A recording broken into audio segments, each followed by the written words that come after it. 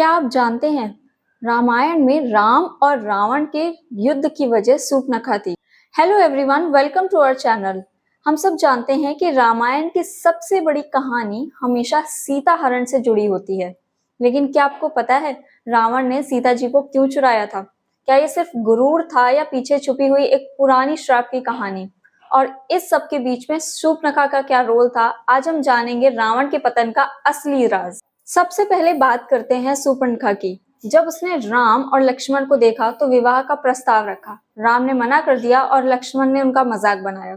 गुस्से में सूर्पनखा ने सीता जी पर हमला करना चाहा, तब लक्ष्मण ने उनकी नाक काट दी। यही रावण के गुस्से की बड़ी वजह बनी और उसने बदला लेने के लिए सोचा। कुछ पौराणिक कथाएं कहती हैं कि सूर्पनखा को अपने भाई रावण से भी शिकायत थी। उसने गुस्से में श्राप दिया था कि रावण की मौत एक नर के हाथों होगी।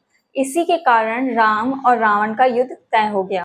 अब बात करें रावण की, तो वो सिर्फ एक राक्षस ही नहीं बल्कि एक महापंडित भी था। उसने शिव जी की तपस्या से अत्यंत ज्ञान और शक्ति प्राप्त की थी। रामायण में उसके वेदों का ज्ञान, ज्योतिष और तंत्र मंत्र की महानता बार बार सामने आती है।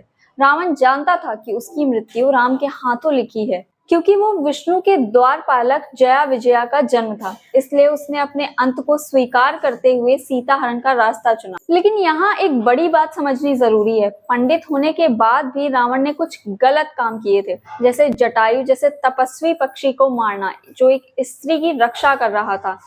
सीता जी को छूकर उनका हरण करना, जो मर्यादा और धर्म के खिलाफ था। और किडनैपिंग जैसे पाप कर्म, जो एक शक्तिशाली और ज्ञानी के लिए बिल्कुल उचित नहीं थे। इसी वजह से रावण महापंडित होते हुए भी एक अधर्मी बन गया और अधर्म का अंत राम के हाथों ही होना था।